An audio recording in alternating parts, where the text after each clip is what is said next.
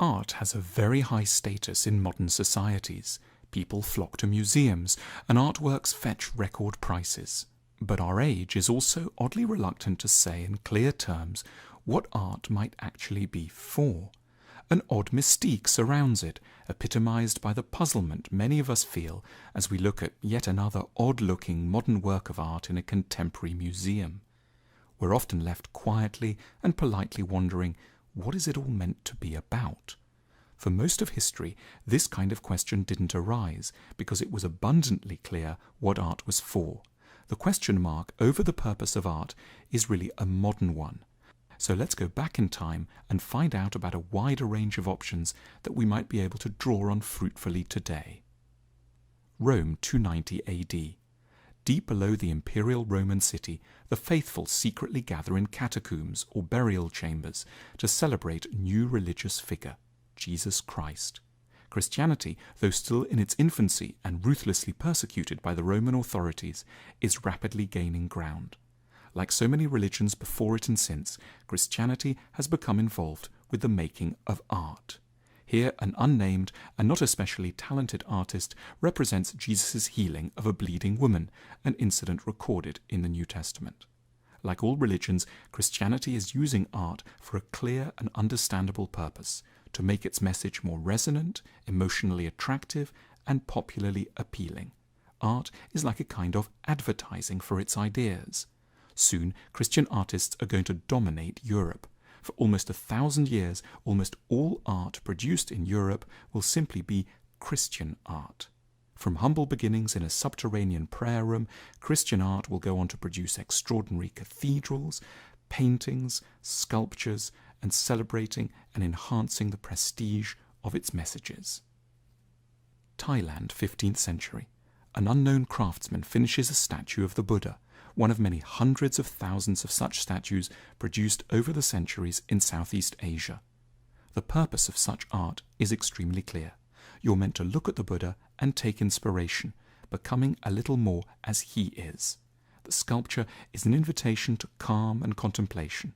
In the East, as in the West, art's function is evident, to support the truths set down by religions, to make ideas more easily digestible.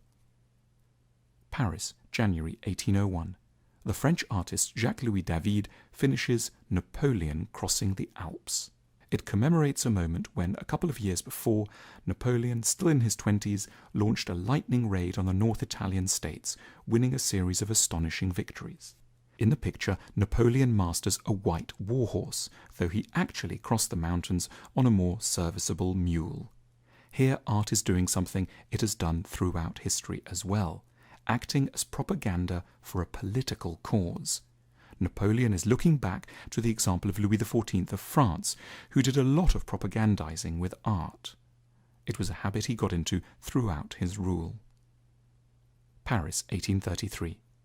The poet, novelist and critic Théophile Gautier publishes an essay about art, which argues that art must free itself from the poisonous agendas of religions and governments. The point of good art is always to be just for its own sake. As he put it in French, l'art pour l'art, art for art's sake. This doctrine of art for art's sake becomes the motto of the new generation of romantic artists, who set themselves against the old ideal that art should serve religion or powerful rulers or nations. Nonsense, says Gautier. True art must serve nothing at all. It is an end in itself and doesn't try to change or do or speak about anything. Artists set themselves apart from the bourgeois commercial society growing up all around, which is always trying to sell people things. Art should try to inhabit a loftier, more abstract realm. New York, 1917. The artist Marcel Duchamp prepares to exhibit his latest work at a show by the Society of Independent Artists. It is, surprisingly, a urinal, titled simply Fountain. Duchamp is in rebellion against many notions of what art is, that it should be easy to understand, that it should make sense, that it should promote something. The true artist, argues Duchamp, must defend himself against any confusion with advertising, mass media, government propaganda, or religious indoctrination. The true purpose of the artist is to stand outside the mainstream and create works that are enigmatic, mysteriously provocative, and rather silent. New York, 1949. a Russian émigré artist, Markus Rothkovich, who has renamed himself Mark Rothko to escape anti-Semitism, exhibits a new range of works at the Betty Parsons Gallery in Manhattan. They are a revelation, in that they seem not to be about anything. They are about pure colour fields and are as abstract as music. For some, they are the greatest works of the 20th century and soon fetch enormous prices. The Museum of Modern Art acquires a major set of Rothkos, as do other national museums around the world. Rothko becomes representative of the more obscure direction of 20th century art, highly appealing to an elite who will often pay enormous, incomprehensible prices for works, but puzzling for the wider public. Venice, June 2005. The world's most prestigious art fair, the Venice Biennale, opens at the newly restored spaces of the Arsenale. It has been curated for the first time by two women, Maria de Corral and Rosa Martinez. 41 artists are shown from all over the world. The nearby Marco Polo airport is filled with the private jets of the world's billionaires, many of whom profess to love art. Elaborate cocktail parties are held late into the night. Art has become a playground for the super-rich, as well as an obligatory tourist destination for weary travellers. Art is both hugely revered and yet somehow still in question. For most of its history, art has been saddled with a mission, to glorify religion or to speak well of the state. Modern art was the result of a swerve away from these agendas for extremely understandable reasons.